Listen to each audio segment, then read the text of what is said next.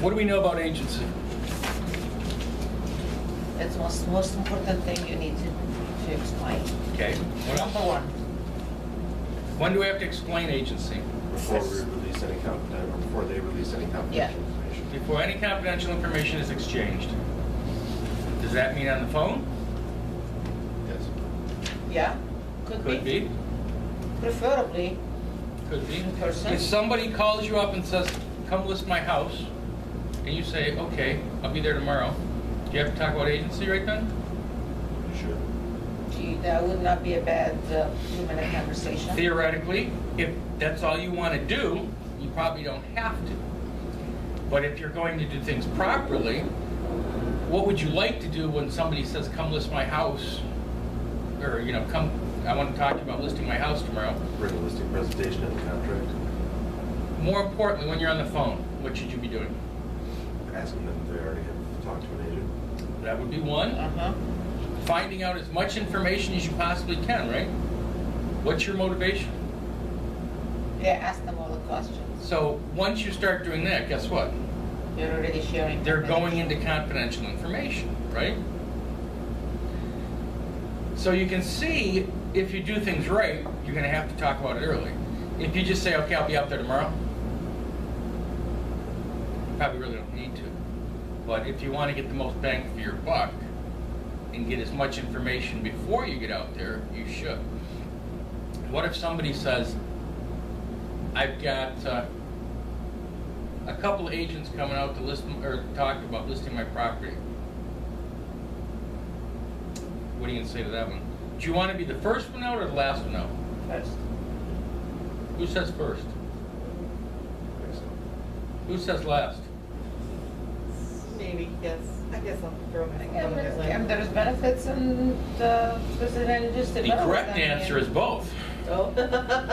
I mean, think about it. I want to be the first because I'm going to be the last then at that point. That's what, Because if you say you're going to be the last one out there, you may never get an opportunity, right? mhm. And some people say, if I'm the first one out there and they're still going to, you know, talk to other people, then I'm screwed there. Make sure they don't talk to other people. Then Exactly. when you seal it down, when before You know, so once you know, and that's kind of a conversation for another day. But if somebody says, I'm going to have other people out there, say, okay, when are you, when are you coming, or when would you like me out there? I'd like to be the first one out so we can take care of this. That's the golden way of handling it. But, so you're on the phone and somebody says, I'd like you to come out and list my home. Great. Tina, when are you planning on moving? This is interactive here. She's like going through her brain like, wait a minute. I'm gonna get her a listing. Well, Pete, can you come by? No, so if somebody says, I want to be out by the time school year ends. Well, great. That would be a good time You to know, start now. Time to go now, and where are you moving? You could ask, why are you moving? Somebody may say it's none of your business. I don't think that's gonna happen. No, you want to know if it's different. People like to talk, okay? You just have to know what questions there are out there to get them to talk. So, Tina, have you talked to any other realtors out there about moving or listing your home? Actually, I talked to a couple of them. Okay, have they explained agency to you? One of them did. If you get that answer, I'll be shocked. I'll be very honest. Well, that's why I posed it. What would Yeah. you say back? I'd say, what did they tell you about agency? And they're going to say, well, I don't know, I can't remember. Okay. Tina, again, what the state says, by law, we have to disclose the agency relationships that are available before any confidential information is exchanged. It is in your best interest that we talk about this. Once you use that line, that is the key line. You're today. covering. It is in your best interest. Because what have you just done? You're giving them the reason to continue. You separated yourself from every other agent out there. okay? Most agents aren't gonna talk about agency, on the phone especially. So, once I say to you, Tina, it's in your best interest, don't you think I've already put myself in a better position than anybody else has? So, that line is key to everything, yes. So you say it is in your best interest for me to explain this to you? It's in your best interest that we discussed agency, so you understand how it works. Okay? So, do you take out this form and go over it line by line over the form or the phone? No. No. I would say something to the effect of, there's 3 different types of agency. There's dual agency, or there's seller's agency, buyer's agency, and dual agency. And seller's agency is, remember, words are key here. Seller's agency is when I list your home, I'll be representing you. Not if I list your home, right? The assumption that you're going. When I list your home, I'll be representing you. Buyer's agency would be when someone comes in with another agent during the transaction and shows your home, they're going to be representing the buyer. In dual agency, and this is a tough one, a little over the phone, but can be, taken care of. Who can explain dual agency to me? I'll try. Go ahead. Okay. Dual agency is that as a seller's agent, if I was listing your home, when I'm listing your home, I work for you. In the event that I find a buyer for your home, I also will be representing them. I become an intermediary, but I share no information from any other side. I basically just transfer information that's told to me for offers or whatnot, and then I transfer back anything that you have to say to them. Is that It's good? pretty close. Okay. Pretty close. I tried. Again, the verbiage is, is key. I would say that if I have a buyer under contract, I'll be representing both sides. Okay, because truly you do have to have a buyer under buyer's agency contract. Because dual means what? Both. 2. Not both, 2. Close, but. Right. So you've got 2 people. Both of them have to be under contract. Now, doesn't your fiduciary responsibility ultimately fall to the seller, the listing person? Your fiduciary responsibility is split in half.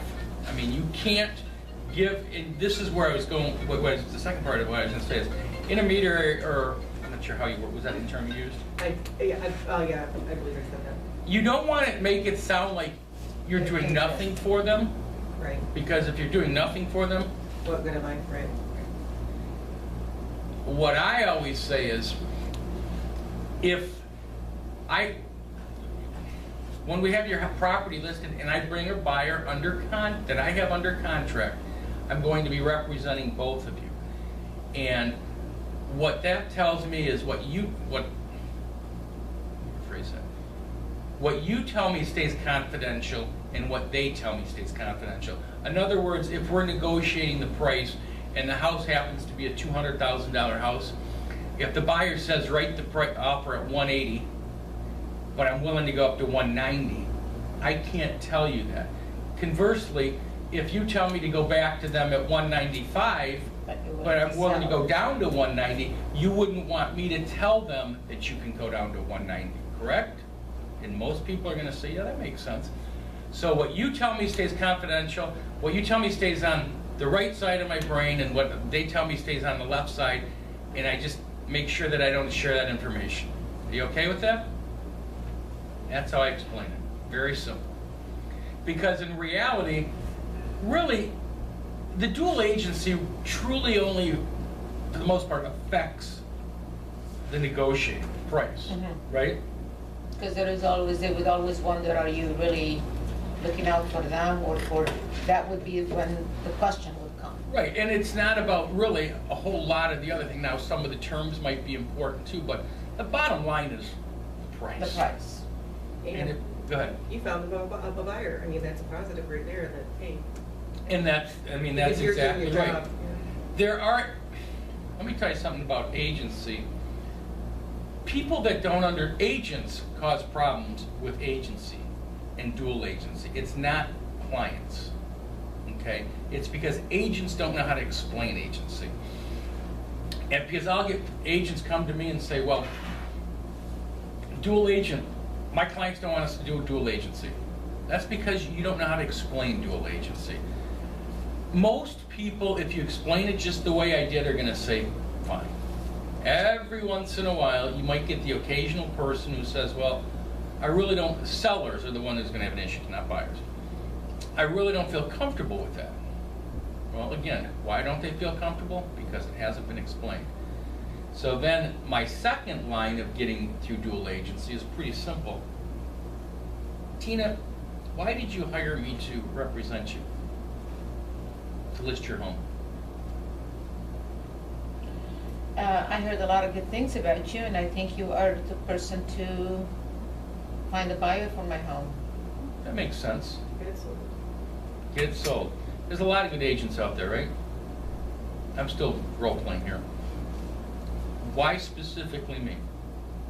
I'm taking this down a path that I really want them to say. This is all, okay, so the premise is this is all you've never met before? Well, I'm kind of going in dual agency a little bit more. Okay. I'm kind of explaining dual agency a little bit more. Why? If I've never met that person, but I've heard and I... Well, now I'm in front of you, really going through it. Okay, Because remember, I may have said something on the phone, but I'm still going to have to talk about it a little bit more when I in see 'em. person. Especially dual agency. Because I believe that you will be able to sell my house, and you will do the best, and you will You find the probably right think price. am I the best agent for the job? I think so. You're right, I am. No, and I kind of say that part jokingly, Yes. but the reason I say it that way is, you're right, I am the best person for the job. And you know what I've learned over the last 23 years, Tina? That agents they get confused with dual agency, okay? If I'm the best person for the job and I've got both sides of the transaction, I'm not gonna have a problem with the other agent, am I? Because unless I get into a fight with myself, the deal's gonna go very smoothly. I don't have to worry about what another agent does on the transaction. When you explain it that way, yes, it's kind of comical, but it takes the dual agency wall down, it's not an issue. Because nobody wants to work, I want them to say, you're the best, right? For the job. Nobody wants to work with the second best, do they? Tina, you're the best agent I can find for the job, but I'm gonna hire Kavita. Does that even make sense? Kavita's back there saying, that's good, I got hired. I may not be the best. Hey, you're minding my own business here. Yeah. So you understand what I'm trying to tell you guys, that you can overcome any objection if you know what you're doing. And I truly believe that agents are the ones that screw things up. If they can't explain agency, how are they going to explain the transaction as they're going through stuff? Deb's coming in to check us out. Oh, she's getting her back. So, all right. So there we're at as far as dual. Go ahead. Question. I would think, with the question of like them thinking that you as an agent want to double dip and want to get into that it might cause some It's funny. anxiety or like concerns that you might just find the buyer that you already have and not really find the best buyer out there. You're not working any less for it, though. The bottom line is that possible? That some people are That- going to say I that would think that in would their be something in mentality, somebody's mind. you're more worried about making more money than. Them selling. And again, it's how you present it. You know how my answer to that is? Mm-mm. How many agents are in the board? Anyone know? You were just at the board. Got a couple thousand. It's more than a couple. Yes, It's, I don't know. I'm thinking it's close to 10, if not more now.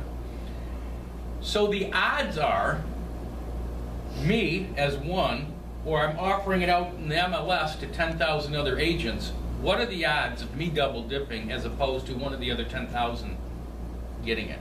And that's what I tell people. The odds of me, the odds of me being in a dual agent situation are probably slim and none, just because of the sheer number of agents we have out there. And if I am lucky enough to do it, it's not going to be any different. Ultimately, who's deciding on the price? The seller. And the buyer. Which kind of goes back to a little bit what you were saying, passing information back and forth. But you don't want to just say that I'm passing information back and forth, because you know what that sounds like? Yeah, it sounds You like- really don't need me. Right. Okay? Because you still want to add value to it. Right. So by going kind of the conversation I'm saying, it's almost the complete opposite. That sounds You good. do need me because I'm the best. And it's not I'm the best, you guys are all the best. All right? Can you talk anything about advising them in any way, shape, or form? Like say, you know what, I'll advise you to the best of my ability. I'm going to explain things. Let me ask you. I mean, we're going all over in here, and then it all kind of comes together when we actually do this. You're in a dual agency situation. Normally, say if you weren't in a dual agency situation, and the buyer asks you, what should I write on this house? It's listed with RE/MAX. What are you going to do? Whatever is the most comfortable for you and the payments that you can afford and what you've been pre-approved for. Okay. Anybody got another answer? Apparently that was wrong. No, I'm not saying it's wrong. This is, you found a buyer? You're working with the buyer. Go ahead. I can look and advise you. Right. I'm going to pull up all the comps, Comps. and I'm going to tell you, here's what the prices are. Go ahead and write whatever you want. Okay? These are comparables. Can you give comparables to a buyer if you're in a dual agency situation? Yes. Yes. You owe it to them. Okay, you guys are all pretty confident about that, I eh? don't No. know. I don't know. Who said no? I don't know. No. How can you not? Here's the key. You better give the exact same comps that you gave the To seller. this, yes. Okay. Oh. Because if you don't give the same comps to Then the you're seller, giving, you got a problem. Yeah. Okay? Dave's listed the house with me, and Tina's gonna sell it, and if Tina says, can I see comps on the property? They better be the same ones they gave Dave. Now, here's the thing. Let's say, when the market was really terrible, 5 or 6 years ago, I listed the property for 200 and sat on the market for 2 or 3 months, and I never updated my CMA. Tina comes in and says, can I see the comps? And I run comps, and guess what it shows? It's only worth 180. Do I have a problem? My problem is, I should have went back to Dave sometime in those 3 months and said, Dave, the market's changed. Your house is only worth 180 now. We need to adjust the price. And this is what was going on back in 06 and 07. When the market was just going like this every day, agents were sitting there and not adjusting prices. What do you think happened to a lot of those homes? They went into foreclosure. That if they had been if prices had been changed even, They or might just have had a lowered, good chance of there was a selling. good chance they may have sold. But people weren't staying on top of things. So you can give comparables, but they better be the exact same ones that you gave the seller. Now, what's the right answer when they say, well, what should they, because they're ultimately going to ask you, what should I rate the offer for?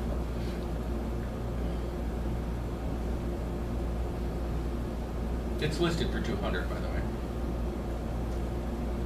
Well, we know they'll take 200, right? Right.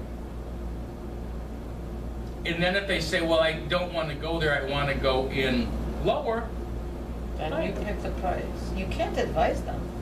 So you can't really. You well, can I can't- advise them and say we know they'll take No. 200? No. I did. But that's, Didn't I? that's implied. That's not Well- your opinion. I mean, clearly, that's what the seller wants. But am I not advising them at that point? Oh, gosh. I don't know. In my eyes, I am. Okay.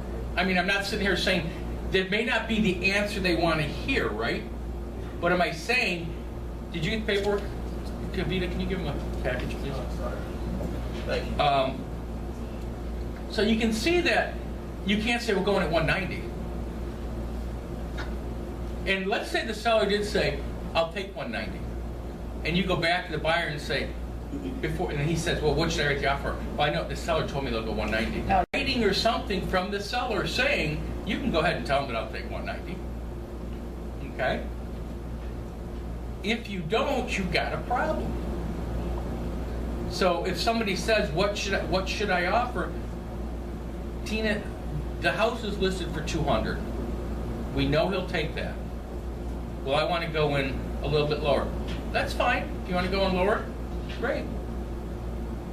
At that It's a point, you legal can't. advice. It's a legally way of advice. Well, you've got to be careful because, again, you can't disclose confidential information. Now, if you don't know what, and a lot of times I'll tell Dave or the seller, I'll say, you know what, don't tell me what you're willing to take. That way, guess what? I don't know. Not a problem, You don't know. right? So you can see how that kind of works out. Yes. That is the case if you are a dual agent, right? But what if you are the buyer agent? Can you still advise them even if you do not have any information? Is this listed with another company? Yes, or somebody else. Can you actually come and say, okay, I think you know? Looking at the comps, I think it's worth 150. Absolutely. So you can. They can't come back and say, why didn't God, we should have went back and went to 130. I was thinking 130. You told me 150, and Am I showing them comps? yes. Why would they say that then? I mean, this is what the numbers are. And here's what you got to remember. You can tell somebody, I'd go in at 150. There's a greater chance, forget about going lower. There's a greater chance if you give them the wrong information, they should have went in higher. Does that make sense? You're looking at it from the 130 range. I'm looking at it when I went and said, Tina, let's go in at 150, and you go in at 150 and you don't get the house because Dave comes by and buys it for 170. There's a greater chance of that happening than somebody saying, I should have went in lower. Now, have I had people say, we should have gone in lower? Yeah. But you know what? Odds are you probably wouldn't have gotten the house. It's all part of the negotiation. That somebody, there's a numbers out there that, let's say you go in 15 grand lower on a price. In most cases, you're going to get a counter. You know what that counter is going to be? Probably halfway in between. But if you would, instead of, let's say, we'll use 175 and you go in at 160, it ends up at 167.5 or whatever. There's a chance that if you'd gone in at 165, you would have got it at 165. And that absolutely happened on my sister's house in Livonia. They wanted to go in here, and we went in a little bit higher, and I go, I think if we go in here, we're not going to get a counter. And I talked to the agent, she goes, if you'd come in lower, we would have countered it. So there are numbers, and there's no hard and fast rule. It's just a gut feeling. I mean, but if you know the market, you'll understand when you're presenting offers where the numbers are. And that's why if you have a good agent or relationship with agents, even though when you're advising as the seller, let's say Dave's my seller and somebody brings an offer in and Dave goes, well, should we go back? Yeah, there's a chance you can go back and get a little more, but we know we have a good deal here. And I wish Tracy was in today because the house we're going to see, she already had multiple offers, I think, yesterday. We are still going to see it. It's a condo, right? Yeah. Okay. And I told her, I go, this is what I would do. I'm kind of curious to see what happened. The client took it. All right. We know you have to disclose before any confidential information. The state says that I think 3 or 4 times on this form. So it's obviously important to them. Before you disclose confidential information to a real estate licensee regarding a real estate transaction, you should understand what type of agency relationship you have with the licensee. A real estate transaction is a transaction involving the sale or lease of any legal or equitable interest in a real estate consisting of not less than 1 or not more than 4 residential dwellings units or consisting of a building site for residential unit on either a lot as defined in blank or condominium as defined in blank.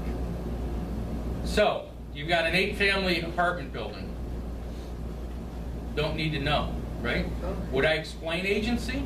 Absolutely. Because there's a chance, remember, you might start out with somebody who's looking for a 4-unit and they end up with an 8-unit, okay, or vice versa. They might start with an 8-unit.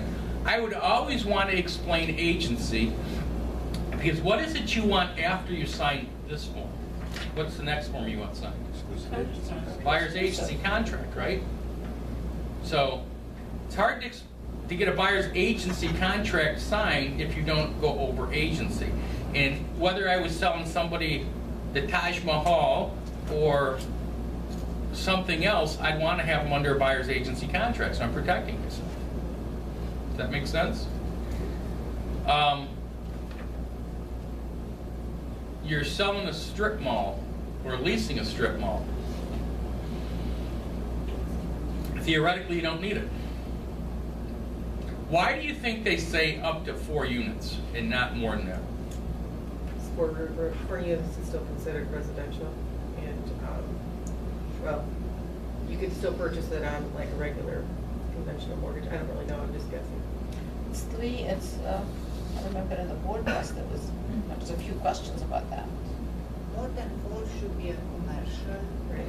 It's not so much a commercial. I think the state looks at it as that you're dealing with a more sophisticated buyer who's probably going to have attorneys involved. So, an agent providing services under any service provision agreement owes a minimum of the following duties to a client. What is a service provision agreement? Contract. Okay. What type of agency, or how do we do our business here? Are we a full-service agency? Yes. Okay. You guys have heard the term MLS entry only, or what's that? Transaction coordinator. No, no. That's going to fall into something else. What's an MLS entry only? You just get a flat fee and then you enter For it. sale. Limited service. Or limited service, that's the other one. Thank you, Kavita, that's what I was drawing a blank on. Limited services, they're paying you to do these 3 things or 4 things or whatever. It's clearly defined. MLS entry only is they're paying to put it in the MLS. Now, by paying to put it in the MLS, does that mean they're offering out compensation to the other side? Meaning buyer's agent. It'll be on there, but they should. They have to offer out compensation if it's going in the MLS. Now, they don't say what it has to be. And there are some slime bags that do it for $100, or they're offering out $100. When somebody wants to do it for themselves, fine, which is bad enough. We have to be very careful in our industry that we protect it better, and unfortunately, it's getting to be the Wild West as far as people putting stuff in the MLS. But that's what a service provision contract is. It could be a limited agency or limited Service. limited service, MLS entry only, or full service. At minimum, on all of them, this is what an agent has to do. The exercise of reasonable care and skill in representing the client and carrying out the responsibility of the agency relationship, whatever that may be. Performance of the terms of the service provision agreement, loyal to the interest of the client, compliance with the laws, rules, and regulations of this state and any applicable federal statutes or regulations, referral of the client to other licensed professional for expert advice related to material matters that are not within the expertise of the licensed agent, and accounting in a timely manner of all money and property received by the agent which the client has or may have an interest, confidentiality of all information obtained with the course of the agency relationship, unless disclosed with the client's permission or as provided by law, including the duty not to disclose confidential information to any licensee who is not an agent of the client. So just because someone's doing an MLS entry only, they still have an agency relationship with that client. Okay? So no matter what, you guys have to do all of those things. A real estate broker or real estate salesperson acting pursuant to a service provision agreement shall provide the following service to his or her client. All right? When the real estate broker or real estate salesperson representing a seller or lessor, the marketing of the client's property in the manner agreed upon in the service provision agreement. So we're a full service, we're gonna do everything that we tell people we're gonna do. MLS entry only, guess what? That's the end of their marketing. Putting it in the MLS. Excuse me. Acceptance of delivery and presentation of offers and counteroffers to buyers, sell or lease the client's property or the property the client seeks to purchase or lease. Now, MLS entry only, you're not negotiating up, they're not negotiating offers. Assistance in developing, communicating, negotiating, presenting offers, counteroffers, and related documents or notices until purchase or lease agreement is executed by all parties and contingencies are satisfied or waived. After execution of a purchase agreement by all parties, assistance is necessary to complete the transaction under the terms specified in the purchase agreement. For a broker or associate brokers involved in the closing of a real estate or business opportunity transaction, furnishing or causing to be furnished to the buyer and seller a complete and detailed closing statement signed by the broker or associate broker showing each party's all receipts and disbursements affecting the party. You guys realize every time you sell a house and it's listed by us, okay? You list the property and it sells. I'm supposed to sign the closing statement? Okay. Now, here's the bad news. We probably have 11 or 1,200 deals a year, and I probably sign 25 to 30. So, probably not a good thing. Probably shouldn't have that one on tape. You guys should have me sign these. By law, I'm supposed to sign them. All right. Now, that's all. Now, here's the wacky part of that. That's always been out there. It's one of these things. The broker used to prepare the statements. Who prepares the statements now? The title company. The title company does it on behalf of the broker. Those things should all be taken care of. And believe me, we're not the only office that does that. Most of the time, they're not signed by the broker. They should be, though. Because I should be looking them over. And it's kind of crazy because I should be looking over for mistakes. I don't know what type of commission you charged, right? I don't know some of the other things. So it's a little harder to sit there and review it. But according to the law, that's the way it's supposed to happen. Michigan law requires real estate licensees who are acting as agents of sellers or buyers of real property to advise the potential seller or buyers with whom they work the nature of their agency relationship. Twice on one page, right? They obviously think it's important. Seller's agent. A seller's agent under a listing agreement with the seller acts solely on behalf of the seller. A seller can authorize a seller's agent to work with sub-agents, buyer's agents, and/or transaction coordinators.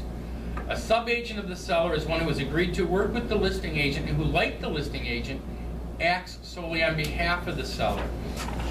Seller's agents and their sub-agents will disclose to the seller known information about the buyer which may be used to benefit the seller. Okay.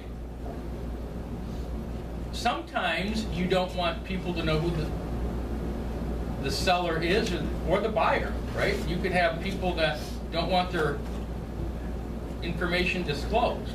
More so on the buyer's side, because the seller's in public records pretty much who owns the property. Unless it's in an LLC, you can't figure that out. Why would you might not want to let the buyer's information out? You have a celebrity. Yeah. You've got a celebrity who's buying a property. What's the seller going to think? I'm going to jack the price up, and I'm not going to, negotiate fairly. Budget inch. I used to work for McDonald's, and that was one of the things. McDonald's had their own land real estate company. Because if McDonald's was coming in to buy a piece of property, the price of business just went through the roof, right? So they would always have somebody buy it, and then they'd get it after that. It's the same thing with athletes or celebrities or whatever. You don't want to disclose that. What is a sub-agent? Something you don't want to do. Yeah, so you don't want to do that because you didn't get the buyer under contract. Maybe, You're essentially working for the seller and filling out the buyer's paperwork.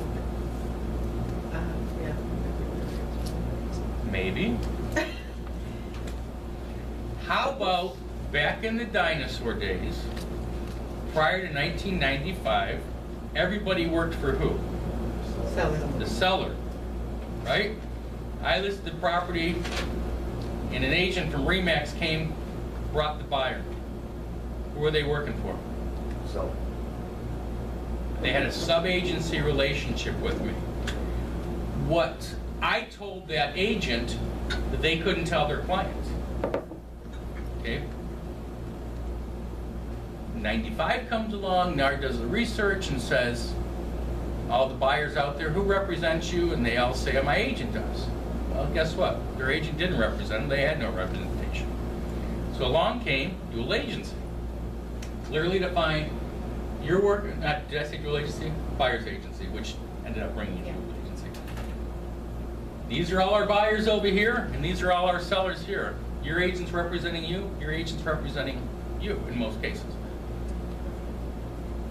If you don't have somebody under a buyer's agency contract, you're not a sub-agent, you're a seller's agent. And you would have to tell the buyer that, Dave, you have no representation, I'm representing the seller. Okay? Sub-agency would still be, let's say somebody from Real Estate One brings in a buyer, doesn't have him under contract and says, my guy wouldn't sign it, so I'm working with you as a seller's agent. That's a sub-agent now. Because his fiduciary duty isn't to that person, it's to my seller. Okay? How do they get paid? Or do they Same way they get just- paid. There's a commission on the MLS for it, there's still a spot. for It says seller's agency. We as an office do not offer out sub-agency. And when I see that on one of our listings, I will have our agent change it. Why is that?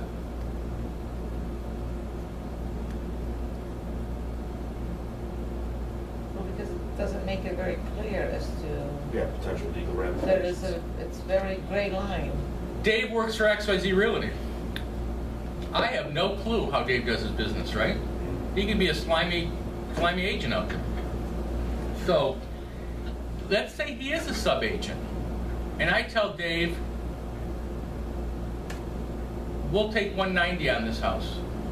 Can he tell the buyer that? No. No, he can't. But if he does, guess what? I'm in trouble, right? If he went and Okay, told yeah. them, yeah. So now, because of his actions, he's in trouble, I'm in trouble, the seller's not happy. If the seller didn't say, go tell them that we'll take 190. So we don't offer out sub-agency. So what it's telling you guys is, don't disclose confidential information to the other side, because they're not representing you. They're representing their client specifically. Are there people that still offer out sub-agency? Yeah, I don't think there's a whole lot, because I don't see it as much on there. Why do you think that situation arose? Dave didn't have the person under a contract. He's a crappy salesperson? Pretty much. Pretty much. Because how did this whole thing start today? Agents don't know how to explain agency. Wouldn't you think that any client out there that you're dealing with would want some type of representation? Why would somebody say, you know what, I don't want any representation. Go represent the other side. It's because they don't know how to explain agency. You know, they don't know how to explain dual agency.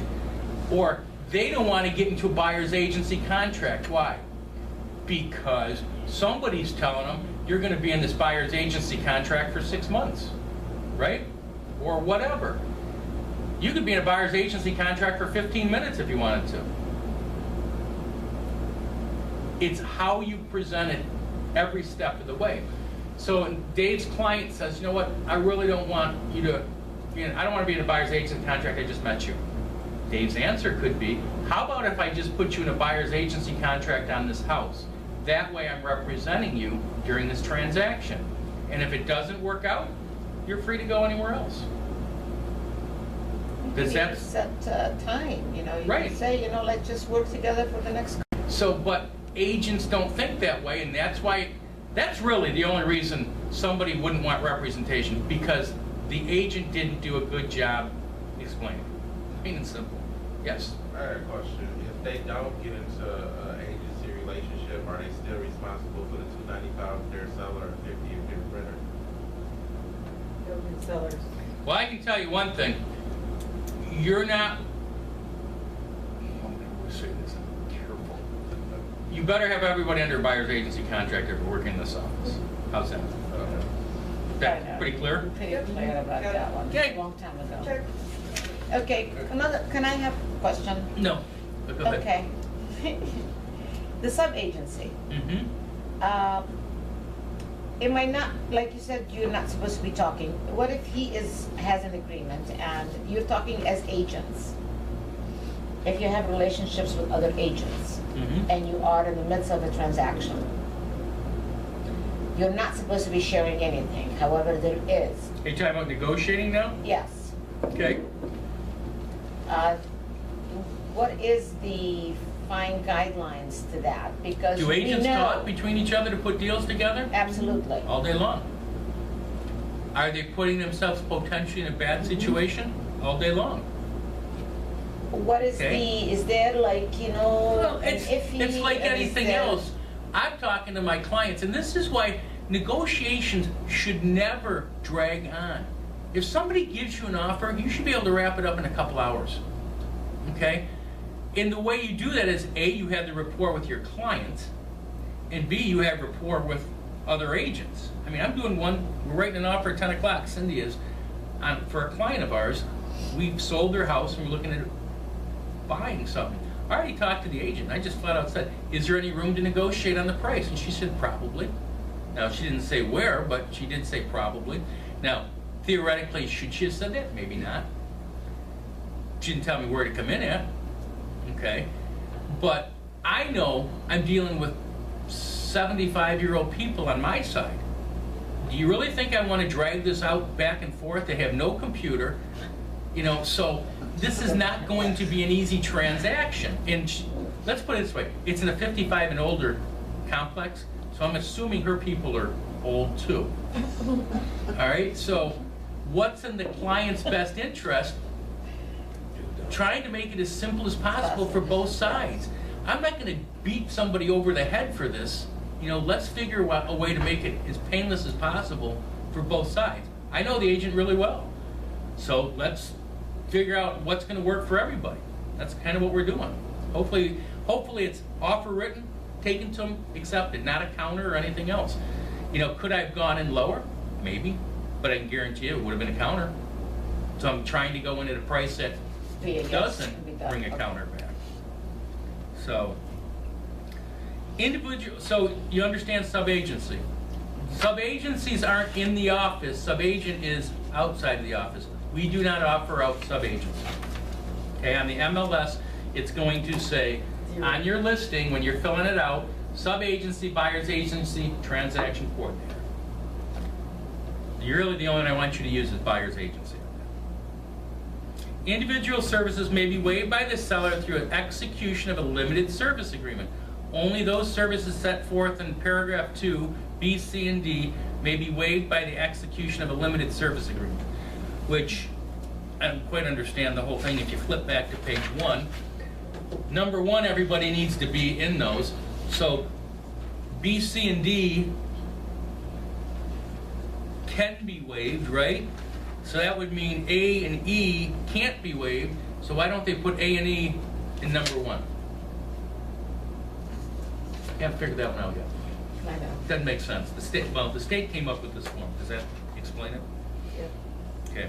We're not going to talk about buyer's agency because guess what? It's the exact same thing as seller's agent, right? Except dealing with the buyer. See, we're making progress now. And we pretty much talked about dual agency. A real estate licensee can be the agent of both the seller and buyer in a transaction, but only with the knowledge and informed consent in writing of both the seller and the buyer. Hence, there is another form called a dual agency form. So if you have a buyer's agency contract, what's the other contract you have? What, Seller's agency. what is it though? Oh, there. The listing contract, exclusive right to sell. So that's your seller's side, your buyer's agency contract, then you're merging them into a dual agency contract. Now, would you have your listers, if you could talk them into it, sign their half of a potential dual? So you I don't need to do that. I mean, some people may. I am Maybe very that works. clear when I'm going over agency with people, and I've explained dual agency. Down here where it says dual agency, mandatory buyer contract and dual agency agreement, I'm going to have them initial there. Why is that? And then I'm going to say possible. So I know, and they know, that I've That it's explained dual possible. agency. Yes. Okay? If you don't disclose dual agency at a listing, and agents don't, It's gonna be a lot hairier at the end. yeah, when the situation comes up, if I came up to Tina and said, Tina, In the midst of- we got an offer coming on the property. Hey, Tina, we're in a dual agency situation. Tina goes, Like what's what? that? Yeah. Well, Not much I'm of a lot of money. going to represent both sides of the transaction, and I can't represent you totally. I wouldn't be happy. Well, and you're going to say, am I paying you for both sides? And I'm going to say yes. You're not going to be happy. However, if I explain dual agency like I did at the very beginning, right? So now I get an offer in, and somebody says, where are we at? I'd say, Tina, guess what? Remember when at the listing, I explained dual agency to you? And you're going to say, what? No. You're right. People may say that. And that's why, guess what you pull out? I'd be like, I don't remember. No, then I understand you don't, you may not have remembered it, but we talked about it. Mhm. And basically, I'm going to be representing both sides of the transaction here.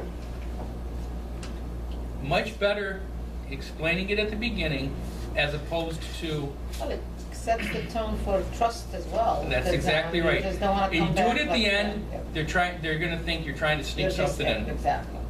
So, in such a dual agency situation, how do you get into dual agency in our office? We've talked about it a lot, but I haven't framed it that way. Both agents work for this office? Both agents? Yes. You're dual agency? Mm-hmm. Well, you're a dual agent. Yeah. You're a and dual you- agent. Forget me, you guys. If you have a contract with both With buyer both. and the seller. Correct. The only way you guys get into a dual agent situation is you have both the buyer and the seller. How does, Keller Williams? if you work in XYZ Realty, okay, why does it work that way? Let me back up a step. Designated agency. Say that again. Designated agency is what protects you, and the only way you get into a dual agency situation in our office is if you have both buyer and seller, because we're a designated agency office. Okay? You're looking Yeah. at me like, Yeah. No, I'm waiting for Yeah. the next one. if you worked for a company that does not have a designated agency office or is not a designated agency office, both agents, if they had an offer, would be in a dual agency situation, which is what you're talking about. Where the company XYZ Realty that Dave works for, he has a buyer, and Tina works for XYZ Realty too, XYZ Realty.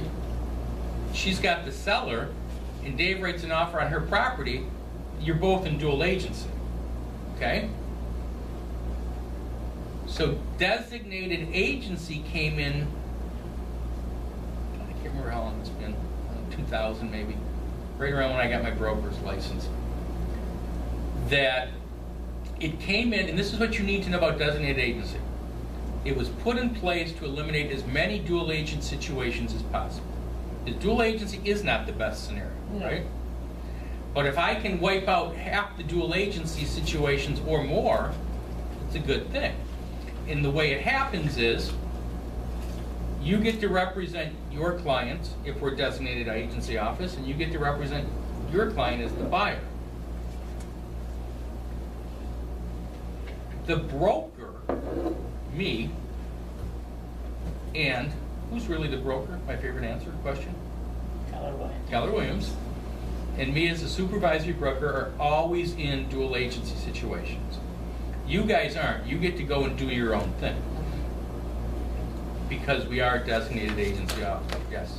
How did we become, I mean, what has to be done to make it? that I you're called the designate- Pope, and the Pope came and blessed us. That's what I was thinking, people are like, well, how come you're designated? How did you get to be a designated agency? It came in, Is that you applied for? Is it no, you it's qualified really, for? we act as a designated agency office. And by Just acting as, disclose we it. It says- disclose that disclose. on everything. Now, part of the thing is you can't disclose information. If you're standing up in a sales meeting and Tina says my house for $200,000, my buyer's willing, or why don't you write an offer, you guys, I'm sure they'll take 170, okay? And Tina makes that comment, can she go out, and can you guys all go out and tell your clients that? No. Yeah, Mhm. why not? Say it again. We got, yeah, no, why not? Can you say it again? If Tina gets up in a meeting and says her client's willing to take, I'm sure the client's willing to take 170 She doesn't on know this that. 200,000. That's her Doesn't know problem. that. I don't, they can. I think they would be able to. Yeah. They are not committed to my client. That's I violated it. Yeah, that's exactly right. You said something you shouldn't have said. But they- Unless your client said, oh, go ahead and tell them. Go ahead and fish. In writing. If somebody In said, writing. yeah, and if somebody said that, what would you do if you were the listing agent? In writing. Why Before would it even got to writing, what would you do? Why didn't we list it there? Let's lower the price, Right. We get competing offers. right? Let's lower the price to where it needs to be. So, as a designated agency office, if you say that, you're in trouble. You guys can do whatever you want and tell your clients. Let me rephrase that. You better tell your clients. If you don't tell your clients, who's in trouble? You. Right?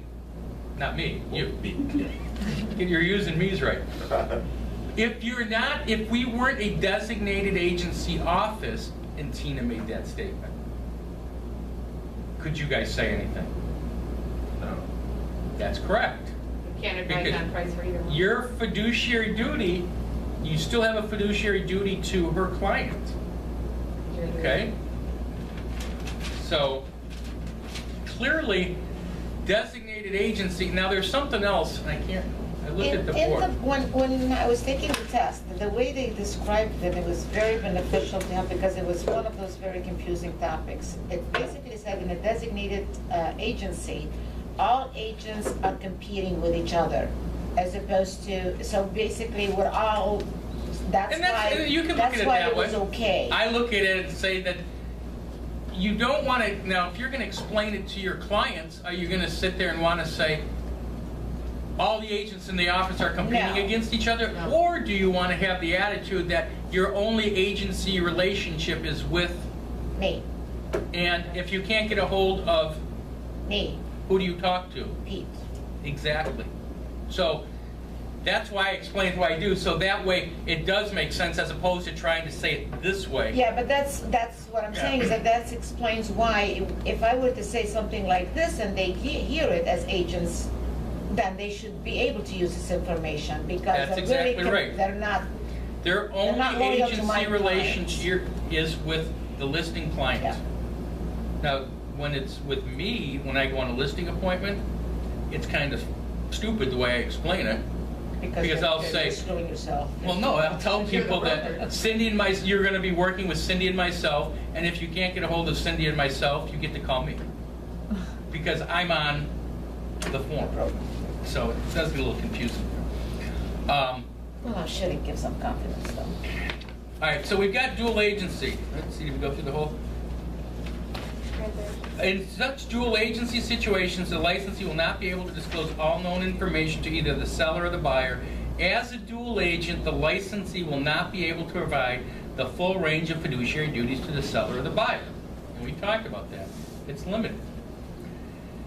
The obligations of a dual agent are subject to any specific provision set forth in any agreement between the dual agent, the seller, and the buyer. In other words, if our listing agreement says something, you still have to honor that. In your buyer's agency, it's the same thing. You just can't blow something out of the water and say, I can't, you know, I can't help you, but no, you can't disclose confidential information. Am I confusing you guys? Why is designated agency put into place? To limit dual agency. To eliminate as many dual agent situations as possible. Think about this, when we put it into place here, and we're almost back to that. At one time, we had close to 300 agents in the office. And we were probably carrying 600 listings. So the odds that it happening. There was a really good chance that somebody in the office was going to write an offer on somebody else. So we eliminated that by going to designated agency. Quick time, I want to look at something. Take me 2 seconds. No good question, okay? It's still done now. One of the things on designated agency that you can't do, that shouldn't be there, in you know, Kurt's question about how do you become one, there's certain things we have to do. One of the things was old-time fax machines, for you people that know what fax machines are. You weren't supposed to be leaving faxes Out. laying around, because somebody can see an offer and look at it and say, okay, this is what they took on it. It's one of the reasons we did is email, faxes now go directly to your email, right? Incoming. The other thing is on our board out there, we used to put the sales price on something, on all our sales. That goes up, and it's not as up to date as it should be, but that goes up when it closes or when it goes pending? Close. Closes. Comes back on the market. I don't know. Now wait, so you guys are confusing me now. Gotta be close. No, it goes up there as pending. Pending, And that used to be, the price used to go up too. And we take that out, because if you look on the board that's here, and that's what I was just looking at, there's no price on those. The listing price is on the one board, right? But the sales price isn't on there, because in theory, if the deal fell apart, it's also said what we took for that. Now, again, some of these stuff is, you know, these are state regulations or whatever. First of all, if you saw that and a deal went south, would you even remember what the price was? And B, just because they took an offer at 200 doesn't mean they're going to take 200 the next time if the deal falls apart. But it does give you, so An we, idea what their bottom line is. so we What they clearly are, do yeah. not put prices on there. All right, transaction coordinator. What is Highly it? Discouraged. You have no fiduciary responsibility, basically you're just. Paperwork. You're a paper pusher. And usually, when does it happen? Your Well, good let's friend just- calls you up and says, Tina, I got great news, man. I decided to sell my house, and I don't I want put a sign in the yard, and somebody showed up. showed up, and they want to buy my house. Can you do the paperwork for me? Tina's thinking, great news, my ass. Oops, excuse me. Leave that That's one out. exactly what I would be saying. Exactly. Made a great use of you. So somebody says, well, yeah, I'll do it, and I'll do it for $1,000. Okay? In reality, agency and commission have nothing to do with each other. But people think, well, I'll do it for $1,000, I'll be a transaction coordinator. Could you be a seller's agent for that $1,000? Yeah. Sure you could. So, even though you're maybe a little upset with your friend for cutting you out of the pie there, you could do it and say, I'll represent you as a seller because I want to make sure nothing happens on you. But If you you kind of, did that, would you still put it in the MLS? If something happens like that, I would always put that in the MLS for a lot of different reasons. aren't you kind of devaluing the industry by doing that? Credit. Hold that thought. You want to make sure, a couple reasons. If you put it in the MLS, it's now a comp down the road, right? So when you go to run a CMA or somebody else does, It will you've pop got up. that comparable. You want credit for the volume in real comp that you're doing more business than, or showing all the business you're doing, and it helps the office by showing that we're doing business. Dave's point about devaluing the business, Yeah. it's going to get done anyways. Right. So It's not as like an MLS entry only. I mean, and it's really, you gotta be careful on it. FSBOs, I think, are popping back up again a little bit, because remember one thing, for them to do a FSBO. So, the tougher the market, FSBOs don't really come out. Right, Tracy? That is correct. Good. And I believe, Pete, it also has to do with limited inventory. That Mhm. makes them want to time it on their own. That's exactly right. There is no inventory right now. I mean, it's very limited. Although, if you listen to Jeff Glover on the radio, there's more houses than anybody knows what to do with out there right now. But there is a very limited inventory. So, yes. So in the case of like that friend that comes and you're just doing paperwork, but you feel like you want to get into an agreement with them in a contract for that amount, but then what if that deal doesn't go through? Do you would that be a new Well, contract? wouldn't that give you the foot in the door You've already then to signed an list, agreement. to list the property? Now, you're not gonna do a full-out listing presentation that says, I'm listing it for 6 months. You're doing it based on, they've got a That. deal going, yeah. Okay. But if you do what you're supposed to do, I'd say you're probably in the door, which then you turn around to tell these people, you see how hard it is to keep a deal together. Don't you think you'd rather have it listed in the MLS, right? I'm gonna break here, we're gonna call this a day, but I wanna talk about one last thing about for sale owners. It has nothing to do with the agency, since you just brought that up. If anybody works for sale by owners, do you think, one of the things they always talk about is, well, I can get you more money. That was what we used to always say, I can get you more money, I can get you more money. I never bought into that, very honestly. I just think that's not a fair statement, because think about a $200,000 house. We know right off the bat, 6% commission whacks it down to $188, right? $12,000. Any dollar they get over $188, they're ahead of the game, right? Why do I bring this up? How do you go after a for sale by owner? One of the things that I always used to do, and I think it still works great today. Does anybody ever think about security when they're listing their house? Mhm. And this is, if I was talking to for sale by owner, this is what I used to tell them. Tracy, if your house wasn't listed today, and someone knocked on your door, would you let them walk into the house? Never. Just because you put a sign in the yard tomorrow, you're gonna let that same person come in the house? That's beautiful. I mean, it's something so simple, but it makes all the sense in the world. You don't have a sign in the yard today, someone knocks on your door, I want to come and see your house today. You're going to say, what the hell are you talking about? But now because I put a sign in the yard, the next day someone's going to say, now can I come and see your house? You don't know anything about that person. And we live in a wacky society. Can we all agree with that? Mhm. So I used to use that, and if it's husband and wife and you're sitting in front of somebody, you really go on there. Get one of them. Talk to the one. No, you sit there and say, no, you talk to the guy, actually. Yeah. You say, Dave, God, do you want your wife to be shown the home? You don't know anything about this person. You don't know what's going to happen, right? We don't even let our agents do open houses by themselves. I mean, that's another big shit. Sorry about that. That's on the camera. No, we're both on the camera. It's okay. You need to do some editing on That's this some one. major Yeah, editing. we need some major edits. Sorry, I should It needs to be edited. You're not the first But you one. understand that instead of trying to sit here and say, I'm going to save you money, isn't it a little easier to talk about security Yes. than it is?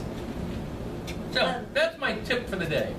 Pete, That's one very other good. thing that came up for sale by owners for me the other day is I said, oh, how are you making sure that all the buyers are pre-approved before you let them come to the house?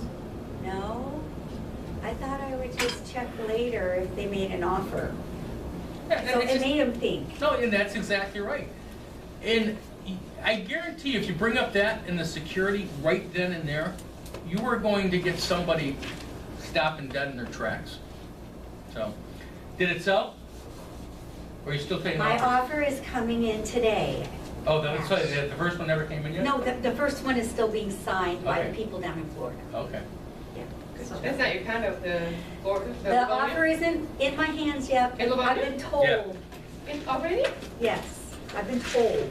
So are they just you're gonna do highest and best, or you're gonna take? No, just Take the one we what talked we said. about? We talked it through, Pete. Yeah. See? I'm on page with you. Oh, it's your offer? No, it's not my offer. No, she No, just no, called me. no. We were Because I said it We to were somebody, talking but I haven't some followed up things. yet. Yeah. Yeah. Because, no, I mean, you've got, and this goes back to the highest and best, and everybody always says, get highest and best. And my conversation with Tracy yesterday was, you got somebody willing to pay a full price, which she listed the house higher, the condo higher than anything else that is sold. So potentially it could be an appraisal issue. Somebody's willing to pay cash, it's taking out the appraisal issue, and you're getting what you want. So, OMG, cash flow. yeah, why not just go back to the seller and say, listen, this is what we agreed on, this is the price, Yeah. we got a great deal here. Some agents have the idea that I'm gonna leave it out there, I'm gonna try to get highest and best and leave it out there for a couple of days or whatever. Bottom line, the old saying, a bird in the hand is better than two in the bush. You got somebody here today. Now, You've already got the best. you might lose that person by sitting here saying, let's wait a couple of days to see if we get any more offers on it. Yeah. So take the offer and be happy. All right, so who's coming? I'll be there. I'll be there. Tracy's gonna